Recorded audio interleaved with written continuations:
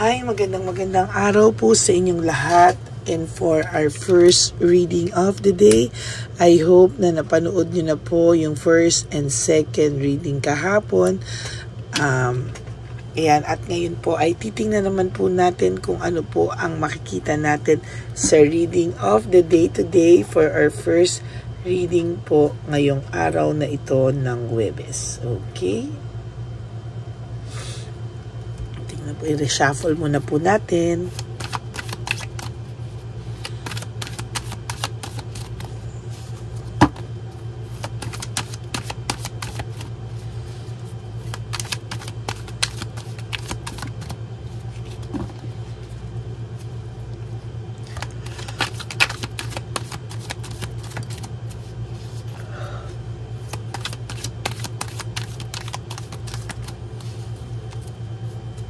Yan.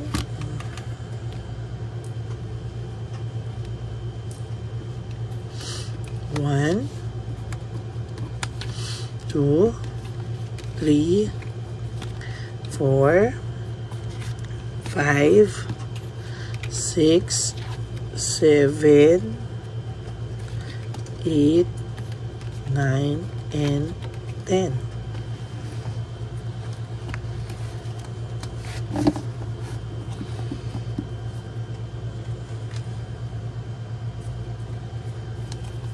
Okay.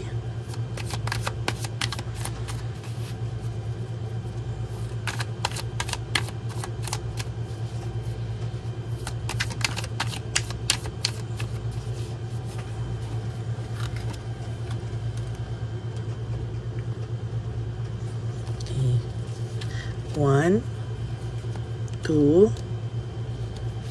3, 4, 5, 6, 7, 8, 9, and 10.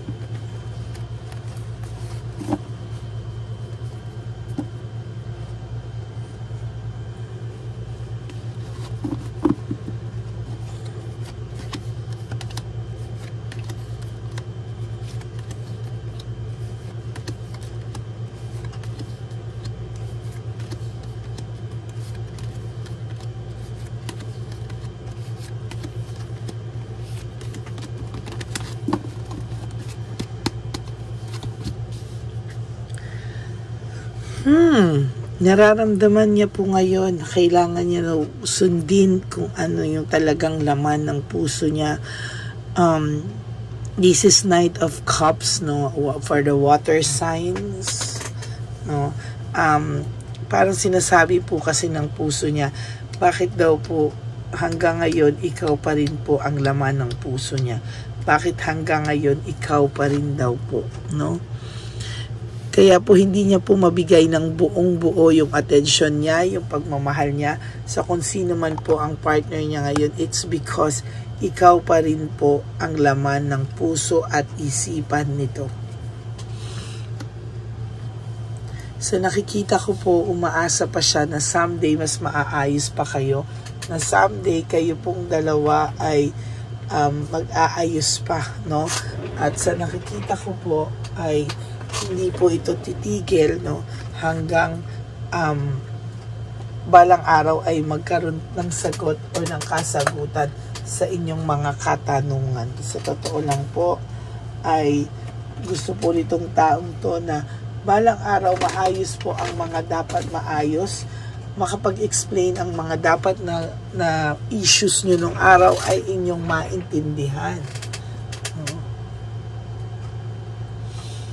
Hindi niya po maintindihan kasi bakit talaga siya nagkaganyan, and somehow hindi niya po matanggap sa sarili niya na nagkamali siya, no? Medyo mataas po ang pride nito, mataas ang ego nito, pero hanggang ngayon kung hindi niya po matanggap na kasalanan niya, bakit kayo nagkaganito, sa iyo niya kasi sinisisi, no? Isa lang po ang sasabihin ko sa inyo, kahit po anong mangyari, ikaw pa rin at ikaw ang nasa laman ng puso nito, no? Kaya kahit anong sabihin niya, kahit anong mangyari, ayan, kayo at kayo pa rin dalawa ang nasa puso nitong taong ito. Napaka emote naman ng ating first reading of the day, no? Bakit?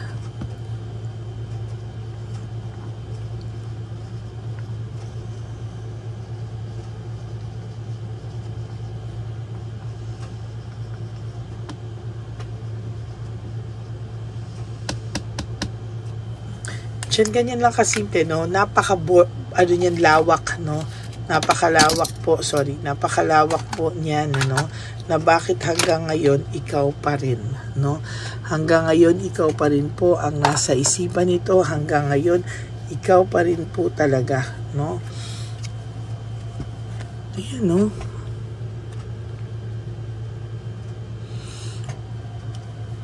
Hanggang ngayon po, ikaw pa rin ang naiisip niya, yung unity nyo, yung partnership nyo, yung connection nyo, hindi niya po mahanap sa iba.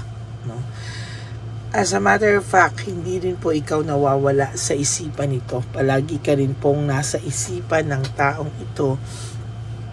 Kaya hirap na hirap po ang taong ito talaga. No? Palagi niya pong naiisip na bakit ganon? Hanggang ngayon, ikaw pa rin ang laman ng isip ko. Sinisi ko na lahat sa iyo. Pinagsalitaan na kita ng masasakit na salita. Pero at the end of the day, hindi niya maiwasan po na tanungin ang sarili niya na bakit sa lahat, bakit ikaw pa rin, no? Bakit daw po hindi ka niya makalimutan? Bakit hindi ka niya makuhang hindi na isipin, no? Talaga pong naiisip at naiisip ka po ng taong ito. For whatever reason, talaga pong hindi ka po nito makalimutan, no? Sa totoo lang po. Naiisip ka niya, talagang nasa puso ka po ng taong ito. No? Nasa puso ka po ng taong ito at sinasabi ko po sa iyo, mananatili ka po sa puso ng taong ito. Whether you like it or not, no? Talaga pong sa nakikita ko, talagang makikita talaga na nasa puso ka nito at hindi ka po mawawala kahit anong gawin mo, no? Hindi ka po mawawala sa puso ng taong ito. Yan talagang ayan, very clear, no? Oh my God, parehong-pareho po, no? Pareho po tong The Lovers. Parang pareho po siya ng meaning, no? Unity, partnership, union, connection. Talagang naiisip ka po ng taong ito. And somehow, The Lovers, ang meaning po niyan, if not in reverse, ay may pagmamahal pa po sa puso ng isa't isa. Pwedeng sa iyo po galit ka talaga, no? Talagang galit na galit ka, halos isumpa mo na to for some of you. Pero at the back of your heart and at the back of your mind, nandyan pa rin po ito sa puso mo, no? Hindi po ito nawawala sa puso mo, and somehow talagang nasa isipan at nasa puso pa rin ikaw ng person mo. Kaya nga, ayan, no, there is this dissatisfaction, no? May dissatisfaction po akong nakikita dito, and somehow hindi po siya sumasaya, no? Nawawala po talaga yung ayan, no? Nawawala po talaga yung saya niya, nawawala po talaga yung kanyang nawawala po lahat ng pakiramdam niya sa puso niya na talagang hindi niya po kinakaya, no? Lack of inner joy, meaning hindi po talaga siya masaya sa buhay niya. Oh. No? Hindi po siya masaya at talagang hindi po ito sasaya hanggang hindi niya po nasosolve yung lahat ng misteryo na nakabalot sa pagkatao nito, na pinipigilan niya po talaga lahat. Pinipigilan niya po, no? Ayan, hindi yan matatahimik, no? Hindi po ito matatahimik hanggang hindi ka po nito hanggang hindi ka po talaga nito nakakausap, hindi po kayo nagiging okay, no? Talaga pong hindi ka po nito parang tatantanan sa isipan niya, no? Talagang malulungkot at malulungkot po ang taong ito, no? Ayan po, meron siyang nag-hold on pa din po siya sa ano man ang pinagsamahan nyo. Talagang nag-hold on pa din itong taong to. And somehow, sa nakikita ko po dito, malayo po talaga, no? Ang naging samahan nyo, sa naging samahan nila ng Chabilitang Palaka niya o ng Shokoy niya, malayo po talaga. And sa nakikita ko po dito, talagang hindi po nito makakalimutan, ganon lang kung ano man po yung pinagsamahan nyo. There is this deep connection akong nakikita sa inyong dalawa. Malalim po yung naging connection nyo, and somehow sa nakikita ko po sa kanya is ayan, no? Malayo po talaga, malayo po talaga. Naging makasarili po siya, naging possessive siya, naging ayan, no? Medyo may ng konti, no? May pagka-narcissist, parang siya lahat, no? Sa kanya lang lahat umiikot, siya lahat talaga ang boss sa relationship nyo, pero lahat pinagbigyan mo yung mga gusto niya, pero ang lumalabas po parang ikaw pa daw yung naging bossing, ikaw pa daw yung parang in-intimate mo, parang intimidated pa siya, lagay na yan sa'yo, parang ikaw pa raw yung nasunod. Baliktad po ang pinapalabas nito, no? Parang instead of makita niya na siya lahat yung sinunod mo, kung ano gusto niya na makakapagpasaya sa kanya, ay ginagawa mo, pero parang ang lumabas pa nung huli, naging sunod-sunulan lang daw siya sa'yo, parang naging katulong mo lang daw siya, parang drama, no? Parang sa lahat ng ginawa mo, parang ang nakikita niya pa is kabaliktaran, no? Kakaiba talaga to. Somehow, kailangan mong patawarin ito para hindi lang din para sa kanya, kundi para sa sarili mo po, no? Nag-hope din siya na someday there is this forgiveness, no? Kailangan mo siyang ramdamin yung pagmamahal na kailangan mong makita, no? Kailangan mo talagang makita sa puso mo yan, hanapin mo. For some of you naman po, napatawad nyo na para sa sarili nyo and not for anything else, napatawad nyo na po ito. Nakakaramdam sila ng coldness ng kanyang current partner because of siya, no? Medyo cold po talaga siya sa kanyang partner ngayon because hindi niya po maintindihan yung sarili niya. Ano bang nangyayari, no? Parang lahat na nga ginawa ko, pero ano bang nangyayari? Hindi niya daw maintindihan, no?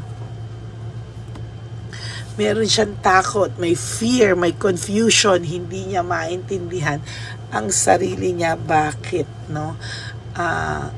Nahihirapan po itong intindihin siya, nahihirapan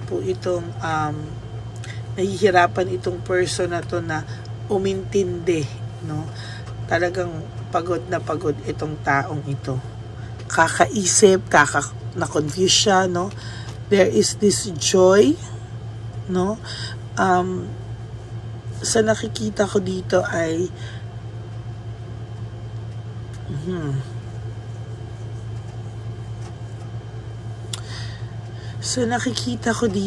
meron akong masaya naman, masaya naman ang naging relationship niyo, though there are times na talagang magulo, pero overall naman naging masaya ka naman dito, pero naging masaklap din. It's a bittersweet relationship actually. Ayan, hindi niya po kontrolado yung mga bad luck na dumarating sa kanya ngayon, yung mga problemang dumarating sa kanya, naisip niya na baka ito na rin yung karma ko, sabi niya. Baka ito na din yung karma ko, ito na din yung mga balik sa mga hindi ko magandang nagawa, no? Sa totoo lang, itong taong to ay nagpipigil lang din talaga siya, no? Talagang nilalabanan niya lang po yung pakiramdam na nilalabanan niya lang yung pakiramdam na hindi siya okay. No? Pinaparamdam niya na, sige, okay lang ako, pero sa totoo lang, hindi din po. No? Talagang nakikita ko din dito, somehow, na hindi talaga siya okay. No? Wala akong nakikita dito na may peace of mind, may happiness, and sa totoo lang po, malungkot po ang person na ito. No? Hindi man po siya magsabi, pero sa nakikita ko po talaga dito, hindi siya nagsasabi sa mga tao no? Hindi siya nagsasabi, hindi siya open up most of the time, no? Sinasarili niya lang po, no? Pero, yan, no? Nahihirapan po itong taong ito. Clear mind.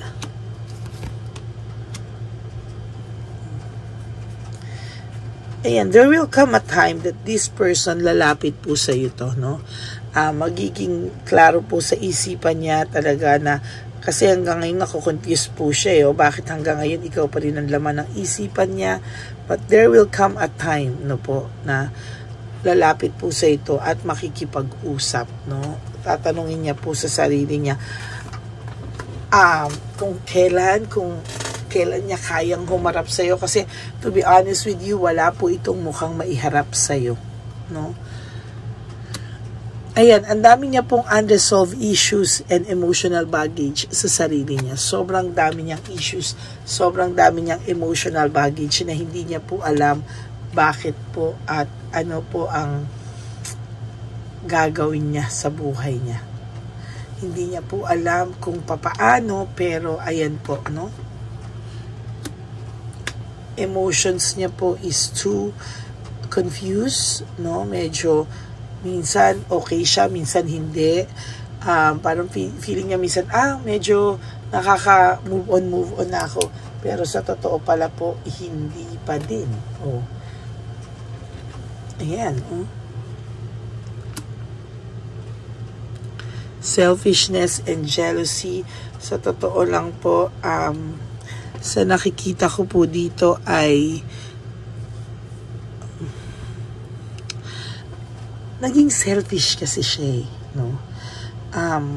Naging makasarili siya nung end ng relationship nyo. Medyo naging rude talaga siya. And because of that, pag nakikita ka niya ngayong masaya, pag nakikita ka niya ngayong happy, ay nakakakita ko dito na may jealousy and insecurity ngayong mga panahon na to, no? Nakikibalita po sa iyo ito, and somehow yung mga balitang dumarating sa kanya, pag okay ka, nasasaktan po siya, no? Ayaw niya po na nararamdaman na you are moving on without him or her. You are okay, nagmo-move on ka na. Ayaw niya po ang mga balitang ganon na nagmo-move on ka na. Nai-stress and burn out po siya. This is your last card.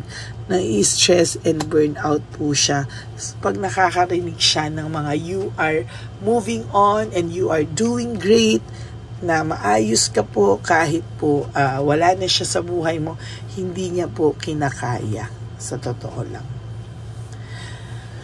Nasasaktan po siya, naguguluhan, nagugulumihan, nai-stress po siya, and sometimes sumasakit po ang ulo niya ng matindi. Pag nakakabalita siya ng ganon, nawawala po siya sa mood, and somehow nagpapanik po ang person na ito. Okay?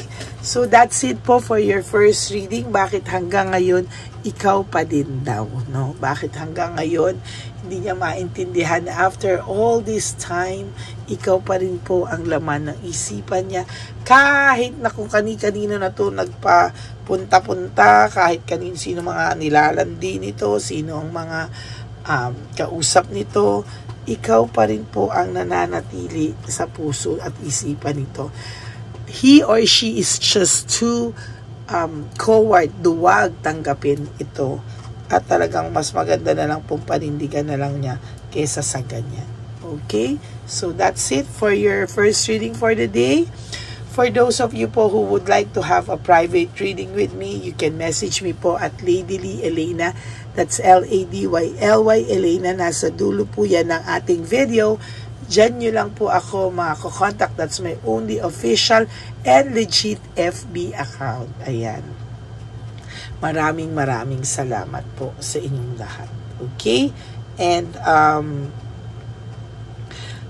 sana po ay natulungan ko po kayo ngayong araw na to. Sana po ay minapulot po kayong mensahe na somehow ay makakatulong po para sa inyo. No? For those of you po na solid and loyal sa akin, maglalambing po sana ako na please no skipping of ads po. Tulong nyo na po yan sa ating channel. And if you want to give me a super thanks for this video, I would really love and appreciate that from the bottom of my heart.